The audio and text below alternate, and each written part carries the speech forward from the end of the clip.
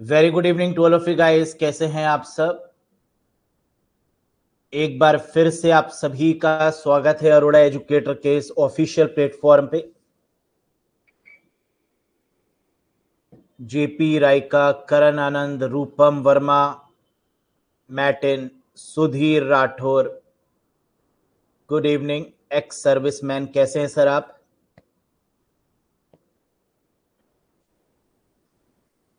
Great.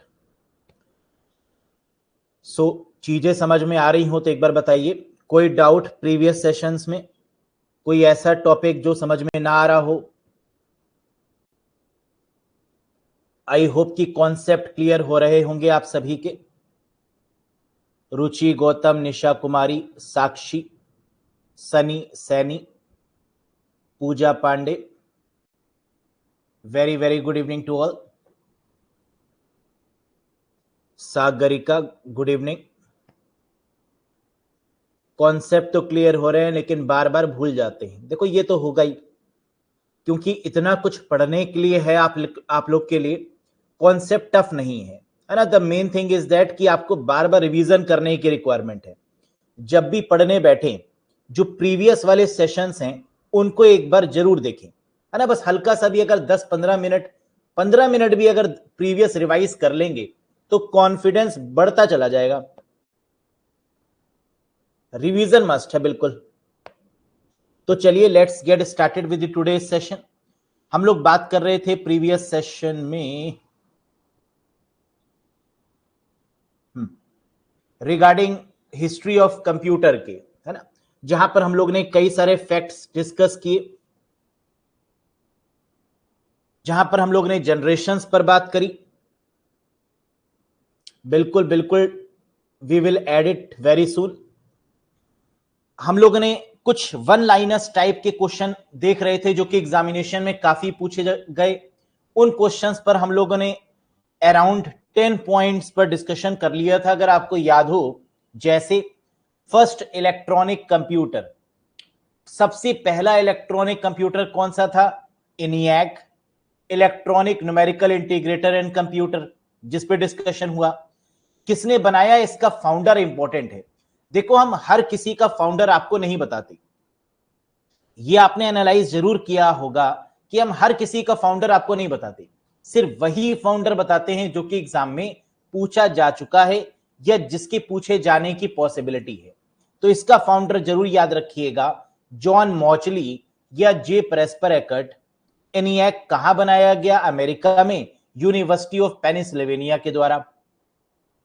फिर first automatic electronic computer का discussion हम लोगों ने किया, जहां पर आपको मालूम होगा कि जब ऑटोमेटिक दिखेगा तो ए से ऑटोमेटिक और ए से एबीसी, यानी एटेनेस ऑफ बैरी कंप्यूटर इसका आंसर हो जाएगा। एबीसी मतलब एटेनेस ऑफ बैरी कंप्यूटर हो जाएगा। कब? जब क्वेश्चन में ऑटोमेटिक मेंशन होगा। ठीक, कौन सी जनरेशन का है इतना परेशान मत हो, है ना। अगर इतना डीपली पढ़ेंगे तो टीचर बन जाएंगे। टीचर नहीं बनना है, एग्जाम क्वालिफाई करना है। जितना पढ़ा दें बस उतना ही याद कर लो। जो समझ में आए उसको फटाफट से समझ लो, जो रटने वाली चीज है उसको रट लो, है ना। बस दैट्स इट, इधर उधर मत सोचो। Next, first computer design by Charles Babbage. पहला कंप्यूटर जो कि चार्ल्स बेबेज ने डिजाइन किया था, क्या था? That is analytical engine. यानी चार्ल्स बेबेज को फाउंडर क्यों बोला जाता है? The reason is analytical engine. First Indian computer, Bharat का पहला कंप्यूटर कौन सा है? देखो यही डिफरेंस होता है बुक में और गाइडेंस में और एक्सपीरियंस में। बुक जो होती है वो आपको डिटेल्ड चीज देती है। इतना समय कैंडिडेट के पास में होता नहीं है कि वो पूरी बुक पढ़े, और पूरी बुक में आप क्या क्या याद रख पाएंगे? पॉसिबल ही नहीं है। जो फिल्टर्ड कंटेंट है वही एग्जाम में मदद करेगा। आधे घंटे में आप कंप्यूटर को रिवाइज कर सकते हैं। अगर प्रॉपर तरीके से नोट्स आप बनाते हुए चल रहे हैं तो आधे से 1 घंटे के अंदर पूरी कंप्यूटर आप रिवाइज कर सकते हैं। लेकिन नोट्स आपके पास में बिल्कुल ऐसे ही होने चाहिए जैसे कि मैंने दिए हैं आपको। फर्स्ट इंडियन कंप्यूटर, पहला भारतीय कंप्यूटर, तो आंसर क्या था? टिफ्रैक, टाटा के द्वारा डेवलप किया गया। Tata institute of fundamental research automatic calculator. अब सी यहां पर क्या है, कैलकुलेटर है। और ये क्वेश्चन भी कई बार एग्जाम में आया है कि टिफ्रैक जो कि पहला इंडियन कंप्यूटर है, इसमें सी क्या है, कंप्यूटर है, कैलकुलेटर है, सीपीयू है ना, फलाना ढिमकाना, ऐसे ये आपसे एग्जाम में पूछा जाता है। तो याद रखिएगा कि इसमें सी क्या है, कैलकुलेटर है। Next, first computer to use stored program concept. पहला ऐसा कंप्यूटर जिसने स्टोर्ड प्रोग्राम कॉन्सेप्ट इंट्रोड्यूस किया, किसके द्वारा इंट्रोड्यूस किया गया था, जॉन वॉन न्यूमैन के द्वारा। और स्टोर्ड प्रोग्राम कॉन्सेप्ट जिस कंप्यूटर में चला, that is EDSAC. Electronic delay storage automatic calculator. कैसे याद रखिएगा इसको, हर एक के पीछे कोई ना कोई कहानी ऐड करिए, तभी चीजें याद रहेंगी, वरना ऑप्शन में कंफ्यूज हो जाएंगे। जैसे मैंने इसको ऐसे याद रखा था कि स्टोर्ड, मुझे अपने दिमाग में सब कुछ स्टोर रखना है। मुझे मतलब सचिन, सचिन का मतलब SAC है ना। देखो मेरे नाम के स्टार्टिंग के 3 कैरेक्टर्स यहां पर दिखाई दे रहे हैं, SAC। और स्टोर्ड प्रोग्राम के कॉन्सेप्ट में क्या होगा, एडसैक होगा, electronic delay storage automatic calculator, है ना। तो इस तरीके से अगर कोई ना कोई क्लू निकाल के आप याद रखेंगे तो एग्जाम में आप बहुत जल्दी से ऑप्शन को पिक कर पाएंगे, वरना भूल भी जाएंगे जल्दी से कि आंसर एडसैक होगा, एडवैक होगा, यूनिवैक होगा, क्या होगा। Which was the first commercial computer, बताइए पहला कॉमर्शियल कंप्यूटर क्या था जिसको सेल किया गया, जिसको बेचा गया, that is UNIVAC, universal automatic computer. अब इसका क्लू क्या है, कॉमर्शियल मतलब बेचा गया, और बेचा कहां गया होगा, पूरे ब्रह्मांड में। ब्रह्मांड का मतलब यूनिवर्स, तो इसका मतलब universal automatic computer, that is the correct answer. ठीक है, बिल्कुल, इसी कोई निमोनिक्स बोलते हैं, है ना। Very very true. Next, first super computer of world.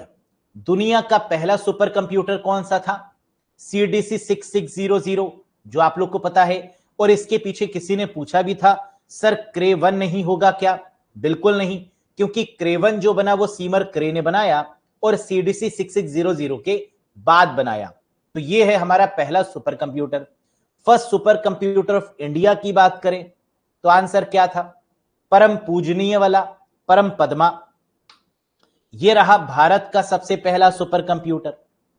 First computer virus की बात करें, vital information resource under seize, है ना। वायरस की फुल फॉर्म, एस यहां पर क्या है, वायरस में एस की फुल फॉर्म क्या है, seize, SEIZE, that is called seize. और आंसर क्या होगा, दैट इज क्रीपर। और पहला कंप्यूटर एंटीवायरस क्या है, that is reaper. In 10 points पर हम लोग ने डिस्कशन किया था। उम्मीद है कि ये 10 के 10 पॉइंट आपको समझ में आ गए होंगे और याद भी हो गए होंगे। आगे बढ़ते हैं। फर्स्ट कंप्यूटर गेम, कंप्यूटर में सबसे पहला गेम कौन सा था, सबसे पहला जो गेम खेला गया, दैट इज स्पेस वॉर। क्या था, स्पेस वॉर, सबसे पहला game. First micro computer was, सबसे पहले माइक्रो कंप्यूटर का नाम बताइए। अब ये माइक्रो कंप्यूटर होता क्या है, वो कंप्यूटर्स जिसमें माइक्रो प्रोसेसर लगा होता है उन्हें बोलते हैं माइक्रो कंप्यूटर। जैसे लैपटॉप, डेस्कटॉप, PC, ये सब माइक्रो कंप्यूटर के ही एग्जांपल्स हैं, लेकिन इनको बोलते क्या है, माइक्रो कंप्यूटर। तो सबसे पहला जो माइक्रो कंप्यूटर, और ये बहुत फेमस है, इन तीनों में से एक क्वेश्चन आता ही आता है, या तो पहला माइक्रो आ जाएगा, या पहला मिनी कंप्यूटर पूछ लिया जाएगा, या पहला मेन फ्रेम कंप्यूटर पूछ लिया जाएगा। तो माइक्रो के केस में होगा मिक्रेल। देखो नाम में सिमिलरिटी है, माइक्रो, MIC माइक, और MICR, देखो R तक सिमिलरिटी है, आगे O हटा के क्या लगा देना है, AL। तो माइक्रो क्या हो जाएगा, मिक्रेल। फर्स्ट मिनी कंप्यूटर, क्वेश्चन उठता है मिनी कंप्यूटर क्या होता है, वो कंप्यूटर्स जो सर्वर का काम करते हैं, वो कंप्यूटर्स जो बड़े बड़े कंप्यूटर्स होते हैं और सर्वर बिहेव करने के लिए लगाए जाते हैं, जो सर्वर की वर्किंग है, जो सर्वर के तरीके से एक्ट होने वाले कंप्यूटर्स हैं, that is called mini computers. Those computers which act as a server which behave as a server is called mini computer. और एग्जाम्पल क्या होगा फर्स्ट मिनी कंप्यूटर का? PDP-1, that is PDP-1। और PDP-1 तो हम लोग देख भी चुके हैं पीछे जनरेशंस में। First main frame computer was, सबसे पहला मेन फ्रेम कंप्यूटर क्या है? अब मेन फ्रेम कंप्यूटर की भी कहानी सुन लीजिए। मेन फ्रेम कंप्यूटर्स उन कंप्यूटर्स को बोलते हैं जो बड़े बड़े डेटाबेस को मेंटेन करने के लिए यूज किए जाते हैं। बड़े बड़े डेटाबेस मतलब जिसमें बड़े बड़े रिकॉर्ड्स को मेंटेन करते हैं, जैसे रेलवे के रिकॉर्ड्स, बैंकिंग के रिकॉर्ड्स, बैकअप, भारी डेटाबेस मेंटेन करने के लिए जो कंप्यूटर्स यूज किए जाते हैं that is called main frame computers. लेकिन आजकल मेन फ्रेम कंप्यूटर्स की जगह पर क्लाउड कंप्यूटिंग का यूज होता है ना। अब मेन फ्रेम कंप्यूटर का यूज धीरे धीरे कम किया जा रहा है और किसका बढ़ाया जा रहा है यूज? क्लाउड कंप्यूटिंग का, कि क्लाउड पर यानी इंटरनेट पर ज्यादा से डाटा स्टोर किया जाए instead of main frame computer. Very good. और पहला मेन फ्रेम कंप्यूटर क्या है? हार्वर्ड का मार्क 1। ये भी हम लोग ने देखा था फर्स्ट जनरेशन में यूज किया गया था मार्क 1 कंप्यूटर, हार्वर्ड का Mark 1। First adding machine was, पहली ऐसी मशीन जिसने एडिशन किया उसका नाम बताइए? ऐड करने वाली पहली मशीन, that is called Pascaline, that is called Pascaline. ये पहली ऐसी मशीन है जिसने ऐड किया, है ना, 2+3, 3+2 ऐसे एडिशन में काम आने वाली मशीन, दैट इज कॉल्ड पास्कलीन। यहां तक क्लियर? आगे देखिए।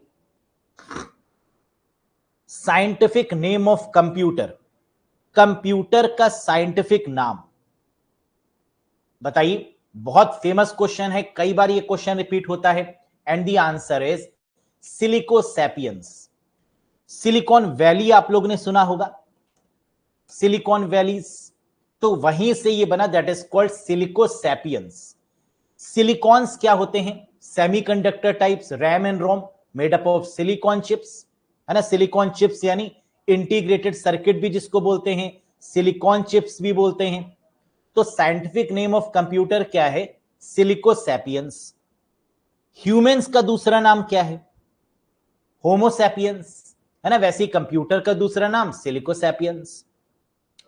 हु इज द फादर या founder of personal computer PC? PC मतलब प्रियंका चोपड़ा नहीं, पर्सनल कंप्यूटर। तो पर्सनल कंप्यूटर के जो फादर है, जो फाउंडर हैं, वो कौन है? The correct answer is Henry Edward Robert. PC ये जो टर्म है ये किसने बनाया, किसने डेवलप किया? हेनरी एडवर्ड रोबर्ट के द्वारा।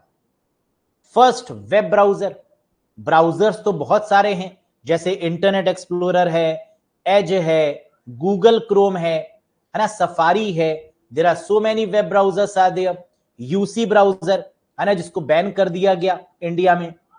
तो first web browser was www, world wide web, जिसको नेक्सस के नाम से भी जानते हैं। तो करेक्ट आंसर क्या होगा दोस्तों? वर्ल्ड वाइड वेब, और इसका नाम बदल के क्या कर दिया गया? नेक्सस। लेकिन देखिए वर्ल्ड वाइड वेब दो चीजें होती हैं।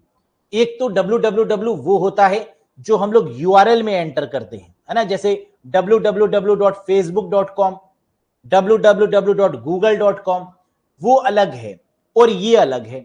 दोनों में डिफरेंस क्या है? उसको भी वर्ल्ड वाइड वेब बोलते हैं, इसको भी वर्ल्ड वाइड वेब बोलते हैं, but what is the main difference? इसमें स्पेस नहीं होती है।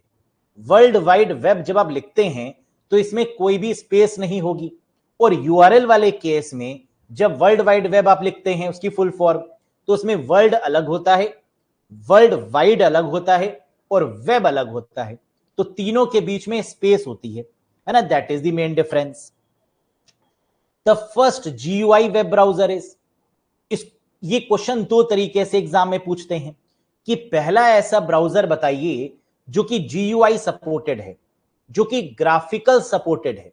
जीयूआई का मतलब ग्राफिकल यूजर इंटरफेस। तो ग्राफिकल सपोर्ट करने वाला पहला ब्राउजर कौन सा है? The answer is Mosaic, the answer is Mosaic. इन दोनों में डिफरेंस समझ में आया? पहला वेब ब्राउजर या पहला ब्राउजर www जिसका नाम बदल के नेक्सस कर दिया गया, तो अगर ऑप्शन में www है तो that is the correct one, nexus है तो that is the correct one, है ना, depend upon the options. GUI based यानी ग्राफिकल बेस्ड बात हो तो आंसर होगा मोसैक। अब एक क्वेश्चन उठता है, सर ग्राफिकल का क्या मतलब है? ग्राफिक्स का मतलब होता है इमेजेस, है ना, आप जानते होंगे ग्राफिक्स मतलब इमेजेस। ऐसा ब्राउजर जिसमें सबसे पहले इमेजेस का यूज किया गया दैट इज कॉल्ड मोसैक। जो इमेजेस को सपोर्ट कर सकता था that is called mosaic. When a computer is switch on, the booting process perform। जब कंप्यूटर ऑन किया जाता है तो क्या होता है? बूट होता है कंप्यूटर, है ना, ऑन करने का मतलब बूट होना। और बूटिंग प्रोसेस जब परफॉर्म करता है तो इसको क्या बोलते हैं? पावर ऑन सेल्फ टेस्ट, यानी पोस्ट के नाम से इसको जानते हैं। ये पोस्ट क्या होता है? जैसे ही हम कंप्यूटर का प्लग ऑन करते हैं, उसको ऑन करते हैं, उसको बूट करते हैं, तो वो अपने आप टेस्टिंग परफॉर्म करता है कि हार्डवेयर डिवाइसेस कनेक्टेड हैं प्रॉपर, रोम प्रॉपर काम कर रहा है नहीं कर रहा है, ऑपरेटिंग सिस्टम प्रॉपर परफॉर्म कर रहा है नहीं कर रहा है, जितने भी ड्राइवर्स हैं क्या वो सब प्रॉपर वर्क कर रहे हैं या नहीं, ये सब चेक किया जाता है via post power on self test. क्या यहां तक बातें क्लियर हैं? यस और नो?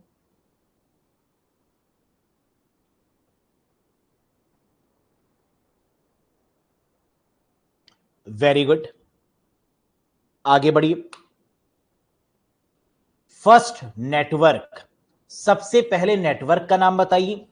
फर्स्ट सर्च इंजन, सबसे पहले सर्च इंजन का नाम बताइए। और बाकी तीनों तो रिपीटेड हैं।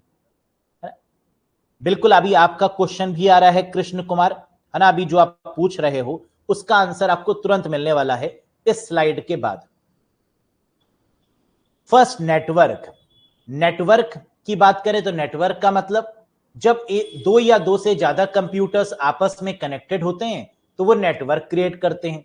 When two or more than two computers connected together it creates a network. और पहला नेटवर्क कौन सा है? That is ARPANET, advance research project agency network, है ना। ARPANET that is the first network. First search engine, search engine क्या होता है? जिस पर हम चीजें सर्च करते हैं, जैसे गूगल बाबा।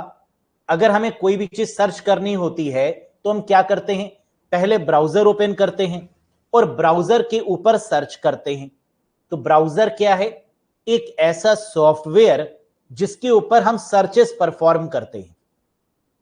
सर्च इंजन जैसे गूगल सबसे फेमस सर्च इंजन, और सबसे पहला search engine that is called Archie. सबसे पहले सर्च इंजन का नाम क्या है? That is Archie. First mini computer, micro computer और मेन फ्रेम कंप्यूटर, ये तो हम लोग पहले भी देख चुके हैं। मिनी के केस में PDP-1 program data processor, micro के केस में मिक्रेल, और मेन फ्रेम के केस में मार्क 1 या हार्वर्ड का मार्क 1 कंप्यूटर। PDP की फुल फॉर्म याद रखिएगा, that is programmed data processor. Programmed data processor, programmed data processor. आगे, first ISP, internet service provider of world, first ISP of India. ये ISP क्या होता है? एग्जाम में सिर्फ ISP लिखा हुआ आता है, मैंने यहां पर फुल फॉर्म लिख दी है आपके समझने के लिए, लेकिन एग्जाम में ऐसा नहीं होता। सिर्फ ये लिखा रहता है कि name the first ISP of world, दुनिया के पहले ISP का नाम बताइए, इंडिया के पहले ISP का नाम बताइए। ISP का मतलब इंटरनेट प्रोवाइड करने वाला।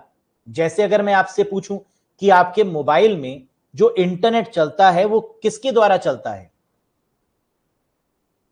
या आप अभी नेट जो देख रहे हैं, जो इंटरनेट का यूज कर रहे हैं, वो किसके द्वारा कर रहे हैं, तो आप कहेंगे सर या तो हमारे पास में क्या है, आइडिया है, या आप कह सकते हैं सर जियो का नेटवर्क है, एयरटेल है सर, है ना, जिसके द्वारा आप यूज कर रहे हैं। तो ये कहलाते हैं इंटरनेट सर्विस प्रोवाइडर, जो आपको इंटरनेट की सर्विस दे रहे हैं, है ना, जैसे वोडाफोन। तो पहला जो दुनिया का आईएसपी है दैट इज कॉल्ड टेलीनेट। क्या बोला जाता है इसको? टेलीनेट। टेलीफोन से बना हुआ है ये टेलीनेट। भारत का सबसे पहला इंटरनेट सर्विस प्रोवाइडर, पहला बीएसएनएल नहीं, वीएसएनएल, विदेश संचार निगम लिमिटेड, जिसको टाटा कम्युनिकेशन के नाम से जाना जाता है। अब वीएसएनएल विदेश संचार निगम लिमिटेड, यह सबसे पहला आईएसपी रहा जिसका नाम बदल के समय कर दिया गया है टाटा कम्युनिकेशंस। तो याद रखिएगा, ऑप्शन में या तो आपको वीएसएनएल मिलेगा, ये लगा दीजिएगा, और अगर वीएसएनएल ना मिले तो टाटा कम्युनिकेशंस लगा दीजिएगा। Clear? Next, switching device of 5th generation computer, कुछ भी पूछी जा सकती है। फर्स्ट जनरेशन की स्विचिंग डिवाइस क्या है?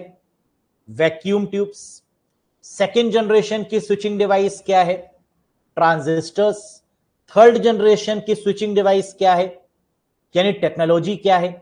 तो आप कहेंगे इंटीग्रेटेड सर्किट। फोर्थ जनरेशन की क्या है? तो आप कहेंगे माइक्रो प्रोसेसर या फिर VLSI, very large scale integration. और 5th जनरेशन की पूछेंगे तो आप क्या बोलेंगे? ULSI, ultra large scale integration. यानी यहां पर किसका यूज होता है? कुछ गलत हो गया है, वीएलएसआई नहीं होगा, दैट इज यूएलएसआई, है ना। Let me correct this. 5th generation की बात हो रही थी ना।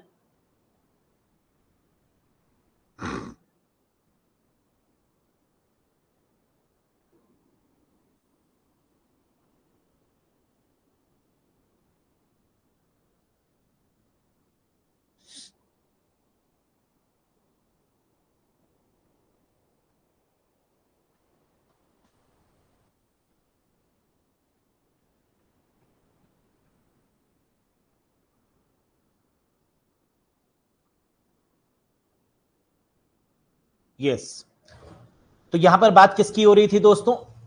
5th जनरेशन की। और 5th जनरेशन में किसका यूज होता है? अल्ट्रा लार्ज स्केल इंटीग्रेशन का।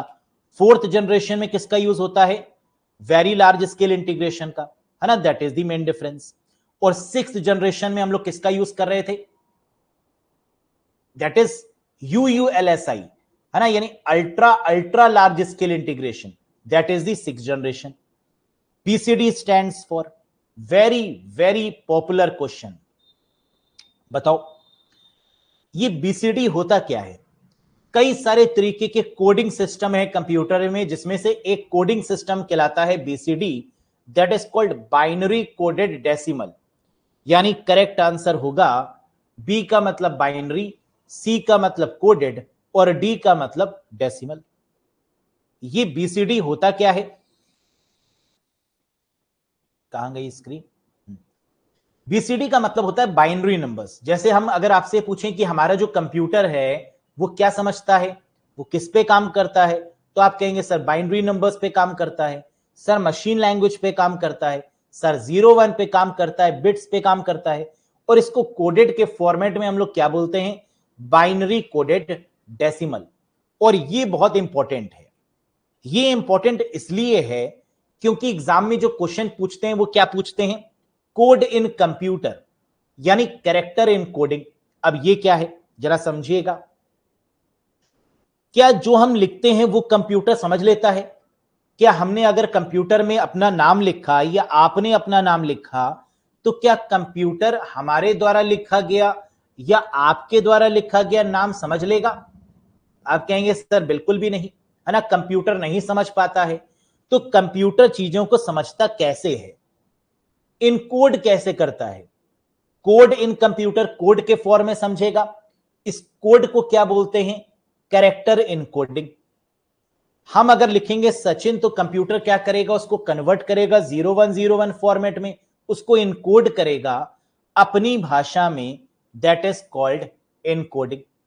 तो इनकोडिंग का मतलब अपनी भाषा में कन्वर्ट करना, दैट इज कॉल्ड इनकोडिंग। और इसी के लिए बना कंप्यूटर कोडिंग सिस्टम। अब ये कंप्यूटर कोडिंग सिस्टम क्या है? 6 प्रकार के होते हैं। पहले तो ये याद रखिए कि कंप्यूटर में कंप्यूटर हमारे द्वारा लिखे गए कोड को समझने के लिए इनमें से कोई भी चीज का यूज कर सकता है। या तो वो ASCII की मदद से समझेगा, या eASCII की मदद से समझेगा, या BCD की मदद से समझेगा, या EBCDIC की मदद से समझेगा, या यूनिकोड की मदद से समझेगा, या यूनिकोड 2.0 इसकी मदद से समझेगा। अब आपके मन में एक क्वेश्चन आएगा, सर क्या? सर जब कंप्यूटर को समझाना ही है 0-1 के फॉर्मेट में, तो कोई एक क्यों नहीं? Why there are 6 coding system? ये 6 इनकोडिंग सिस्टम क्यों? ये 6 कैरेक्टर इनकोडिंग क्यों? एक क्यों नहीं? हम एक से भी तो समझा सकते थे। बताओ। आंसर है, अलग अलग कंपनीज ने अपने अपने कोडिंग सिस्टम दिए, अलग अलग मेंबर्स ने अपने अपने सिस्टम दिए। आईबीएम ने कहा कि बीसीडी का प्रयोग कर लो, माइक्रोसॉफ्ट ने कहा ASCII के द्वारा समझ लो, एप्पल ने कहा यूनिकोड सिस्टम लागू कर लो। यानी अलग अलग कंपनीज ने अपने अलग अलग विचार दिए, अपनी अलग अलग थ्योरीज दी, और इस थ्योरी के अकॉर्डिंग टोटल जो हमारे पास में बने वो ये 6 सिस्टम बने। अब पहला क्वेश्चन एग्जाम में क्या कि कितने तरीके की इनकोडिंग, कैरेक्टर इनकोडिंग होती है? आंसर है 6 टाइप्स की। ASCII, eASCII, BCD, EBCDIC, Unicode और यूनिकोड 2.0। बस 2 ही क्वेश्चन यहां से बनते हैं। क्या? एक तो इनकी फुल फॉर्म पूछ ली जाएगी कि ASCII की फुल फॉर्म बताइए, eASCII की फुल फॉर्म बताइए, BCD की फुल फॉर्म बताइए, और दूसरा ये कितने बिट का होता है? ASCII कितने बिट का होगा, eASCII कितने बिट का होगा, एंड सो ऑन। तो इसके बिट जरूर याद रखिएगा, यहां से क्वेश्चन बनेगा ही बनेगा, कंफर्म है। तो आइए एक बार देख लेते हैं। Types of code in computer. पहला है ASCII, American standard code for information interchange. ASCII भी इसको बोलते हैं, है ना, आशिकी नहीं, that is called ASCII, American standard code for information interchange. Information को इंटरचेंज करने के लिए बनाया गया कोड अमेरिका के द्वारा, that is called ASCII। eASCII, ASCII की लेंथ को बढ़ा दिया गया, नंबर ऑफ कैरेक्टर्स को इंक्रीज कर दिया गया, that is called eASCII। Extended ASCII, तो यहां पर ई का मतलब क्या है? एक्सटेंडेड है। इसका एडवांस्ड फॉर्म है ASCII का, that is eASCII, extended ASCII। BCD, binary coded decimal, है ना, जिसके बारे में अभी बात भी हम लोगों ने की थी। EBCDIC, BCD का एडवांस्ड फॉर्म है EBCDIC, that is extended binary coded decimal interchange code. मतलब ASCII का बड़ा भाई है eASCII, और BCD का बड़ा भाई है EBCDIC। ये भी चीज याद रखिएगा, कई बार ये पूछ लेते हैं कि BCD का एडवांस्ड फॉर्म क्या है, that is EBCDIC, extended binary coded decimal interchange code. और फिर आता है Unicode, unique, universal and uniform character encoding. यानी यहां पर जो यूनि लिखा हुआ है, इस यूनि का 3 मतलब है कि यूनिक होना चाहिए, यूनिवर्सल होना चाहिए, और यूनिफॉर्म यानी एक जैसा होना चाहिए। कैरेक्टर इनकोडिंग, कोड का मतलब क्या है? Character encoding. तो unique, universal and uniform character encoding system. Next, Unicode 2.0, यानी यूनिकोड का बड़ा भाई, दैट इज कॉल्ड यूनिकोड 2.0। तो ओवरऑल अगर हम देखें तो यहां पर हैं कितने इनकोडिंग स्टैंडर्ड?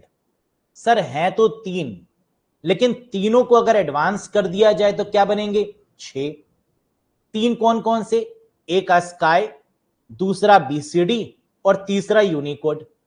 ASCII का बड़ा भाई eASCII, BCD का बड़ा भाई EBCDIC, और यूनिकोड का बड़ा भाई दैट इज यूनिकोड 2.0।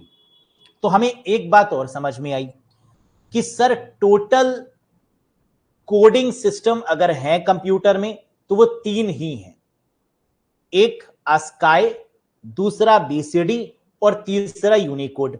बाकी जो है वो इनके एडवांस्ड फॉर्म है। ठीक है, ये भी बात समझ में आई। आगे बढ़ते हैं। अब ये कितने बिट्स के होते हैं जो एग्जाम में आएगा ही आएगा, इस पर जरा एक बार फोकस करिए। आस्की 7 बिट का होता है, ई आस्की 8 बिट का होता है ना। एडवांस है वो 7 बिट का होगा तो वो 1 बिट ज्यादा ही होगा, 8 बिट का ई आस्काई हो गया। बीसीडी 4 बिट का होता है और ईबीसीडीआईसी एडवांस है तो इसका दुगना हो गया, that is 8 bit. Unicode 16 bit का होता है और यूनिकोड 2.0 21 बिट का होता है। तो आपको बस क्या करने हैं, सबसे पहले आस्की याद रखनी है 7 बिट, ई आस्की उससे बड़ा है तो 1 बिट ज्यादा यानी 8 बिट। बीसीडी कितना है 4 बिट और ईबीसीडीआईसी उससे बड़ा है, डबल हो गया 8 बिट। यूनिकोड कितना है 16 बिट और यूनिकोड 2.0 कितना है 21 बिट, 21 बिट। अब ये बिट का मतलब क्या है ना, एक क्वेश्चन आया सर बिट का मतलब क्या है। बिट का मतलब है 2 की पावर 7। अगर 7 बिट है तो इसका मतलब 2 की पावर 7 इतने कैरेक्टर्स को सपोर्ट कर पाएगा। हमारे द्वारा लिखे गए कैरेक्टर्स ही तो होते हैं, जैसे मैंने लिखा सचिन, SACHIN, ये क्या है, ये कैरेक्टर्स हैं। तो आस्की कितने कैरेक्टर्स को सपोर्ट करेगा, 2 की पावर 7 कैरेक्टर्स को। ई आस्की कितने कैरेक्टर्स को सपोर्ट करेगा, 2 की पावर 8 कैरेक्टर्स को। बीसीडी कितने कैरेक्टर्स को कन्वर्ट करेगा, 2 की पावर 4 कैरेक्टर्स को। ईबीसीडीआईसी कितने कैरेक्टर्स को कन्वर्ट करेगा कंप्यूटर लैंग्वेज में, 2 की पावर 8 कैरेक्टर्स को। यूनिकोड कितने कैरेक्टर्स को कन्वर्ट करेगा, 2 की पावर 16 कैरेक्टर्स को। और यूनिकोड 2.0 कितने कैरेक्टर्स को कन्वर्ट करेगा, 2 की पावर 21 कैरेक्टर्स। अगर एग्जाम में क्वेश्चन पूछ लिया जाए, ये बताइए कि सबसे ज्यादा कैरेक्टर्स को कन्वर्ट कौन सा कोड करता है, विच code converts maximum characters for the computer into encoded system. The correct answer is, या तो यूनिकोड दिया होगा तो ये लगा दीजिएगा, और यूनिकोड 2.0 दिया हो तो ये लगा दीजिएगा। वैसे 2.0 देखने को मिलता नहीं है, क्या देखने को मिलेगा ऑप्शन में, आस्की, बीसीडी, ईबीसीडीआईसी और यूनिकोड, ये मिलेंगे ऑप्शंस में, है ना। ऊपर के पांचों मिल जाएंगे, यूनिकोड 2.0 नहीं मिलेगा आपको ऑप्शन में, है ना, क्योंकि 2.0 अगर वो लिख देंगे तो बच्चा समझ ही जाएगा कि 2.0 मतलब यही एडवांस लग रहा है, ये लगा दो, है ना। तो ये लोग भी बहुत चालाक, वेरी चालाक चालाक, तो 2.0 खा जाते हैं और सिर्फ यूनिकोड तक देते हैं। तो आंसर क्या होगा, यूनिकोड। और अगर 2.0 दे दिया तो that is the correct one, है ना, इसमें तो कोई कंफ्यूजन है ही नहीं। चलो बहुत बढ़िया। अब यहां तक तो आपको सिर्फ क्या याद रखना है, सर नन ऑफ दीज हुआ ना तब, बेटा नन ऑफ दीज तब होगा जब ऑप्शन में नन ऑफ दीज होगा, है ना। जब ऑप्शन में नन ऑफ दीज होगा ही नहीं तो लगाओगे क्या, ठीक। अगर हुआ नन ऑफ दीज तो आप चूज कर ही लेंगे, लेकिन नहीं हुआ, फंसा दिया तो क्या करेंगे, तो उसी में से सिलेक्ट करना होगा ना, नेचुरल सी बात है। अब यहां पर जो ज्यादातर क्वेश्चन पूछते हैं वो कहां से पूछते हैं, एक तो ये पार्ट हो गया जहां से आना ही आना है। अब आस्की के बारे में भी थोड़ा बहुत समझ लीजिए, क्या है ये ASCII, American standard code for information interchange. सबसे ज्यादा जो अपनाया गया कोड है, यानी इन तीनों में 6 हैं, लेकिन है क्या, 3 ही तो हैं, उन्हीं के एडवांस फॉर्म है। इन तीनों में अगर हम बात करें तो सबसे ज्यादा जो अपनाया गया स्टैंडर्ड है वो है ASCII, American standard code for information interchange. थोड़ी सी जानकारी इसके बारे में लीजिए। आइए, सबसे पहले इसकी फुल फॉर्म क्या है, American standard code for information interchange. Number 1, common computer code. Common का मतलब दुनिया के किसी भी कोने में अगर कन्वर्जन हो रहा है तो वहां पर जो अपनाया गया कोड है, कोड तो 3 प्रकार के हैं, लेकिन जो यूनिवर्सली एक्सेप्ट किया गया कोड है वो क्या है, आस्की है, कॉमन कंप्यूटर कोड, ठीक है। Proposal of ASCII submitted by, ये जो आस्की का प्रपोजल है किसी ने तो दिया होगा, किसी ने तो कहा होगा कि ऐसा कुछ आना चाहिए मार्केट में आस्की जैसा। ये प्रपोजल किसने दिया? The answer is Bob Beamer. ये काम करते थे कहां पर? आईबीएम में। और आईबीएम में काम करते करते ये काफी वेले थे और इनको एक आइडिया आया, है ना। आइडिया किसको आता है? जो वेला होता है आजकल के समय में, है ना। जो बिजी होता है उसको आइडियाज आते ही कहां हैं। तो कंपनी वाले क्या करते हैं? इंसान को इतना बिजी रखते हैं ताकि उसको सोचने की, समझने का टाइम ही ना बचे। और अगर वो सोचेगा तो प्रमोशन लेगा, है ना। और कोई भी कंपनी नहीं चाहती कि उसका एम्प्लॉय छोड़कर कहीं दूसरी जगह जाए। इसीलिए तो आजकल काम का प्रेशर इतना ज्यादा लोड डाल देते हैं कि एम्प्लॉय जिंदगी के साथ भी और जिंदगी के बाद भी वही काम करता रहे, है ना। कुछ सोच ही ना पाए, ना घर परिवार के बारे में, ना कुछ। लेकिन ये किस्मती थे। Proposal of ASCII submitted by किसके द्वारा? बॉब बीमर के द्वारा, जो काम कर रहे थे किसमें? आईबीएम में। 1961 में इन्होंने प्रपोजल दिया। क्या सारे प्रपोजल एक्सेप्ट हो जाते हैं? यस या नो? बताइए, क्या सारे प्रपोजल एक्सेप्ट होते हैं? कृष्ण कुमार ठाकुर कह रहे हैं नहीं। मनोज अग्रवाल कह रहे हैं नहीं। ये इसलिए नहीं कह रहे हैं क्योंकि इन्होंने प्रपोजल दिए होंगे, है ना, और इनके प्रपोजल एक्सेप्ट नहीं हुए होंगे। तो आप अपनी बात मत बताइए, आप ओवरऑल सोचिए। ये कह सकते हैं सर हो भी सकते हैं और नहीं भी हो सकते हैं, है ना। Depend upon the person, propose कर कौन रहा है, प्रपोजल दे कौन रहा है। लेकिन इनका प्रपोजल एक्सेप्ट हुआ। प्रपोजल ऑफ आस्काई सबमिट किसको किया गया? किसको प्रपोजल दिया गया कि भाई ऐसा कुछ होना चाहिए? ये प्रपोजल आस्की ने सबमिट किया आंसी को। यानी ये बॉब बीमर ने जो प्रपोजल था ये किसको सबमिट किया? आंसी को। अब ये आंसी कौन है? American national standard institute. American national standard institute इनको प्रपोजल दिया। प्रपोजल क्यों दिया?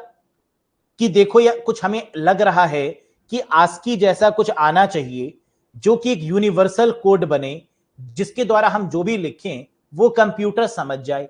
ये प्रपोजल किसको दिया? आंसी को। 1963 में आस्काई के प्रपोजल को अप्रूवल मिल गया, यानी उन्होंने कहा तथास्तु। किसने कहा तथास्तु? आंसी ने कहा जैसा आप चाहते हैं, बिल्कुल सही आप कह रहे हैं, है ना, ऐसा ही होगा। यानी बॉब बीमर का जो प्रपोजल है 1961 में दिया और 1963 में जाकर इनको तथास्तु मिल गया, यानी अप्रूवल मिल गया। बहुत खुशी की बात है। अब जब अप्रूवल मिल गया तो बॉब बीमर से पूछा गया कि अप्रूवल मिल गया, जरा इस पर बताइए तो कि करना क्या है। तो बॉब बीमर जी ने कहा कि आस्की जो है वो 7 बिट का कोड होगा। 7 बिट का मतलब 2 की पावर 7, यानी टोटल 128 कैरेक्टर्स को ये समझ पाएगा। और उन कैरेक्टर्स की एक लिस्ट दे दी कि सिर्फ 128 कैरेक्टर्स को ही ये कन्वर्ट कर पाएगा 0-1 में। क्या ये बात समझ में आई? तो ये आस्की का जो प्रपोजल दिया गया था बॉब बीमर के द्वारा आंसी को, ये स्वीकार कर लिया गया, ये एक्सेप्ट कर लिया गया। और फिर स्वीकार करने के बाद जब इनसे पूछा कि भाई इधर आओ, जरा प्रपोजल दिया है, एक्सप्लेन कौन करेगा? पड़ोसी तुम्हारा? तो बॉब बीमर ने कहा नहीं नहीं, मैं ही करूंगा एक्सप्लेन।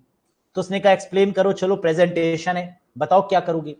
तो इसने कहा हम शुरुआती दौर में 2 प्रोजेक्ट करेंगे। एक प्रीफेसिया, पहले हम क्या करेंगे? आस्की, जो कि 7 बिट को सपोर्ट करेगा। 7 बिट का मतलब 2 की पावर 7 कैरेक्टर्स, यानी 128 कैरेक्टर को सपोर्ट करेगा। आंसी ने कहा भाई साहब क्या दुनिया में सिर्फ 128 कैरेक्टर ही होते हैं? बाकी के कैरेक्टर्स कौन करेगा? चाचा तुम्हारे? तो बॉब बीमर ने कहा बुरा मत मानिए, इसके लिए भी हमारे पास में ऑप्शन है। क्या? ई आस्काई। जब पहले वाला सक्सेसफुल हो जाएगा तो हम ई आस्काई लेकर आएंगे, जो कि 8 बिट कोड को सपोर्ट करेगा। और 8 बिट कोड का मतलब 2 की पावर 8, 256 कैरेक्टर्स, यानी दुगने कैरेक्टर्स। तो बॉब बीमर ने अब पूछा आंसी से, अब तो आप खुश हैं, पहले फेज में 128 कैरेक्टर्स को हम सपोर्ट करवाएंगे और दूसरे फेज में 256 कैरेक्टर्स को सपोर्ट कराएंगे। तो आंसी के आंखों से आंसू आ गए, है ना। उन्होंने कहा रुलाओगे क्या मुझे, इतना बढ़िया तुमने प्रपोजल दिया है, मजा ही आ गया, है ना, चलो पार्टी करते हैं। फिलहाल, है ना, पार्टी की बात यहां नहीं करेंगे, आगे बढ़ते हैं। तो अब इसकी रेंज बताइए, आस्की की रेंज क्या है और ई आस्की की रेंज क्या है ना, जरा इस पर फोकस करिए।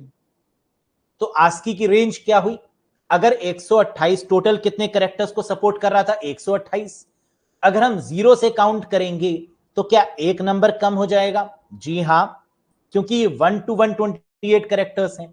तो अगर रेंज की बात करें तो एक घटा देना, यानी 0 से लेकर 127 हो जाएगा।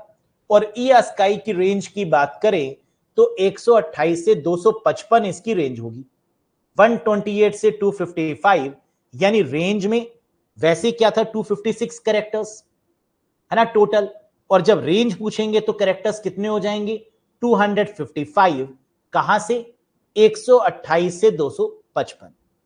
क्या ये बात समझ में आई, यस और नो। कृष्ण कुमार ठाकुर ने कहा सर ये बताइए ई स्काई 0 से 256 क्यों नहीं हुआ, है ना, बहुत बढ़िया क्वेश्चन है। ठाकुर साहब कह रहे हैं कि सर आस्की में 0 से 127 है, तो वैसे ही ई आस्की में 0 से 255 होना चाहिए। क्यों भाई, है ना, 256 क्यों, 255 ही तो होना चाहिए ना, मान रहे हो ना, ऐसा क्यों है, रीजन क्या है, सोचो, रीजनिंग के स्टूडेंट हो। कैरेक्टर्स को सपोर्ट करने की बात की जा रही है, जब आस्की आया तो उसने 0 से 127 यानी टोटल कितने कैरेक्टर्स को सपोर्ट किया, 128। अब 128 कैरेक्टर्स तो सपोर्ट हो चुके हैं ना, जो बनेगा वो 128 के बाद वाले से बनेगा ना, कि जो बाकी बचे हुए कैरेक्टर्स हैं उनको कौन सपोर्ट करेगा, चाचा। तो इसने कहा नहीं हम ही करवाएंगे सपोर्ट। तो जहां इसने खत्म किया उसके आगे से इसने शुरू किया, बोलो यस। अरे उसी का एडवांस्ड फॉर्म है ना, तो एडवांस्ड फॉर्म में उसके आगे से शुरू होगा कि वहीं से शुरू होगा, सोचो। क्लियर ठाकुर साहब, चलो बहुत बढ़िया। तो ये तो बात हो गई आशिकी की यानी आस्की की। अब ये क्वेश्चंस आप कर पाते या नहीं कर पाते एक बार देख भी लेते हैं। तो ये रहा पहला क्वेश्चन आपके स्क्रीन के ऊपर, पढ़िए और बताइए इसका आंसर।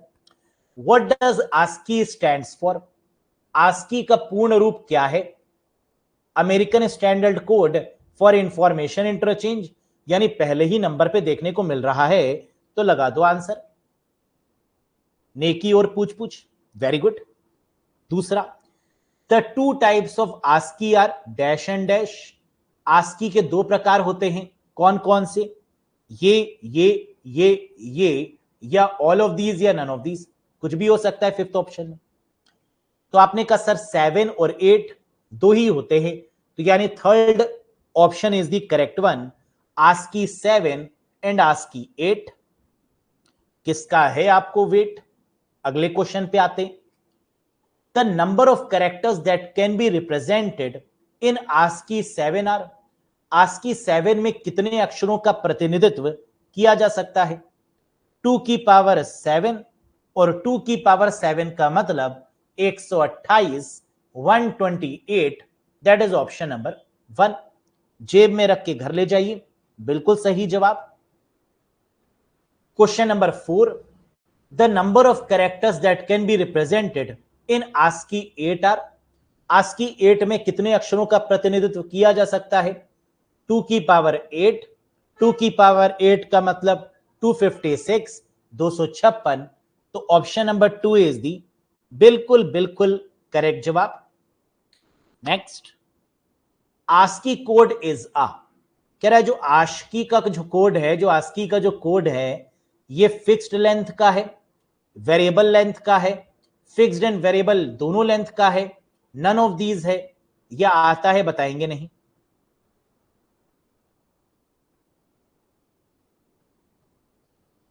फिक्स्ड लेंथ का कोड है, लेंथ फिक्स है, बिल्कुल सही बात है ना, यही तो बॉब बीमर ने कहा 2 की पावर 7, 2 की पावर 8, तो इसकी लेंथ को क्या कर दिया, फिक्स कर दिया गया। लेंथ का मतलब कितने कैरेक्टर सपोर्टेड हैं, फिक्स्ड कैरेक्टर सपोर्टेड हैं या वेरिएबल, तो फिक्स्ड कैरेक्टर्स को ये सपोर्ट करता है, दैट इज फिक्स्ड लेंथ का कोड है। बहुत सही। The decimal representation of the character apostrophe in ASCII is exclamation mark है ना, that is the exclamation mark। ASCII में वर्ण exclamation के लिए दशमलव प्रतिनिधित्व क्या होगा? अब ये तो मैंने बताया ही नहीं, ये तो मैंने बताया ही नहीं, याद रखिएगा, that is 33 नंबर। अब यहां पर कुछ चीजें याद रखिएगा, क्या स्पेस के लिए 32 यूज होता है, अगर हम कोई स्पेस बार दबाते हैं तो 32, 33 that is for the exclamation mark, 34 number represent करता है इन्वर्टेड कॉमास को, 35 हैश, 36 डॉलर। यही तो इन्होंने कहा, बॉब बीमर ने यही तो कहा कि जितने भी कैरेक्टर्स हैं, स्पेस भी एक कैरेक्टर है, तो ये किस नंबर को सपोर्ट करेगा, 32। यानी कंप्यूटर में अगर हम स्पेस दबाएंगे तो वो 32 उसमें कन्वर्ट करेगा डेसिमल, और फिर इसको कन्वर्ट करेगा बाइनरी में। Exclamation 33, inverted commas 34, hash 35, dollar 36। Fit है बॉस? क्लियर? तो ये याद रखना, ये पांचों में से कोई भी पूछा जा सकता है, और एग्जाम्पल के तौर पर मैंने एक्सक्लेमेटरी का पूछ लिया। आगे, the decimal representation for the character A in आस्कीज, आस्की में वर्ण ए के लिए दशमलव प्रतिनिधित्व क्या होगा, है ना, अभी बता रहे हैं, धैर्य रखो, पेशेंस रखो। The decimal representation for the character A in ASCII, तो ए का मतलब क्या है, 65, capital A 65, capital B 66, capital C 67, till capital Z 90। ठीक है, तो इसका मतलब कि अगर कैपिटल में कुछ भी पूछें तो आप बता पाएंगे, capital D 68, capital E 69 and so on, है ना, इसी तरीके से होगा, जेड तक क्या होगा, 90। लेकिन अगर ये कैपिटल की जगह पर स्मॉल हो जाए भाई साहब, the decimal representation for the character small A in ASCII, small A में क्या होगा, स्मॉल ए का मतलब है 97, यानी स्मॉल ए को जो सीक्वेंस मिला वो क्या मिला, 97, स्मॉल बी क्या है, 98, स्मॉल सी क्या है, 99, और यहां से लेकर स्मॉल जेड क्या है, 112। यानी मोटा मोटा अगर हम याद रखने की बात करें तो सिर्फ याद ये रखना है कि स्मॉल ए 97 है और कैपिटल ए 65 है। फिर से एक बार, कैपिटल ए 65 और स्मॉल ए 97, सिर्फ दो ही बातों को याद रखना है। अब स्मॉल बी पूछ लें तो भी हमें पता होगा, स्मॉल डी पूछ लें तो भी हमें पता होगा, स्मॉल ई पूछ लें तो भी हमें पता होगा, कैपिटल में कुछ भी पूछ लें तो भी हमें पता होगा। लेकिन किंतु परंतु क्वेश्चन ये पूछा गया कि स्मॉल ए और कैपिटल ए में जो डिफरेंस है वो कितने का है, what is the difference between the ASCII numbers in capital और इन स्मॉल, यानी स्मॉल अपर केस और लोअर केस के बीच में जो डिफरेंस है वो कितने का है। अगर आप देखें तो 32 का डिफरेंस है, 97 माइनस 65 32 का डिफरेंस, 98 माइनस 66 32 का डिफरेंस। यानी कैपिटल वाले में और स्मॉल वाले में जो डिफरेंस निकल के आ रहा है वो कितने का, 32 का, है ना, जो दांत होते हैं ना 32, उतना ही। तो ये चीज याद रखिएगा, अगर डिफरेंस पूछ लें तो 32 और किसी का पूछ लें तो इसके अकॉर्डिंग आंसर दे दीजिएगा। आगे बढ़ो, अभी क्या देखो क्वेश्चन, है ना, नाम लिया और हाजिर है। The difference between the ASCII value of each lower case letter and the upper case letter is, प्रत्येक लोअर केस अक्षर और अपर केस अक्षर के आस्की मान के बीच का जो अंतर है वो क्या है, दैट इज 32, है ना, हमेशा यही होगा। मैंने प्रूव भी करके दिखाया है आपको, जैसे कैपिटल ए 65 है, स्मॉल ए 97 है, और दोनों को माइनस करेंगे तो क्या आएगा 32। सिमिलरली स्मॉल जेड और कैपिटल जेड के बीच का डिफरेंस भी क्या है, दैट इज 32। क्लियर, बहुत बढ़िया, आगे बढ़िए। आस्की कोड एजा कह रहा है, जो आस्की कोड है वो कितने बिट का कोड है, 10 बिट का, 8 बिट का, 7 बिट का, 5 बिट का, that is a 7 bit code, है ना। आस्की के केस में क्या होगा 7 बिट, और ई आस्की कितने बिट का कोड है, दैट इज 8 बिट, यानी second is the right answer. तो मैं मान के चलूं कि जो बेसिक्स वाले आपके क्वेश्चन है वो आपको समझ में आ गए, आपको यह भी समझ में आ गया कि कंप्यूटर में कोडिंग का मतलब क्या होता है, इन कोडिंग स्कीम्स का मतलब कि कैसे हम कंप्यूटर में जो भी चीजें हैं उनको कन्वर्ट करेंगे। मैं ये भी समझ जाऊं कि आपको पता है कि आंसी क्या होता है, और आपको ये भी पता है कि आस्की क्या होता है। और ये आस्काई किसने डेवलप किया, बॉब बीमर के द्वारा प्रपोजल दिया गया। किसके द्वारा प्रपोजल एक्सेप्ट किया गया, किसके द्वारा प्रपोजल एक्सेप्ट किया गया, आंसी के द्वारा, अमेरिकन नेशनल स्टैंडर्ड इंस्टीट्यूट के द्वारा, जहां पर आस्की को 7 बिट और 8 बिट में इन्होंने डिस्क्राइब किया है। तो that's all for today guys, है ना, आज के लिए इतना ही रखते हैं। अच्छे से फिर से एक बार रिवाइज करिएगा जो भी हमने पढ़ाया है ना। जब एक बार और रिवाइज करेंगे तो जितनी भी चीजें हैं वो और ज्यादा क्लियर हो जाएंगी। तो that's all for today, thank you very much, bye bye and take care.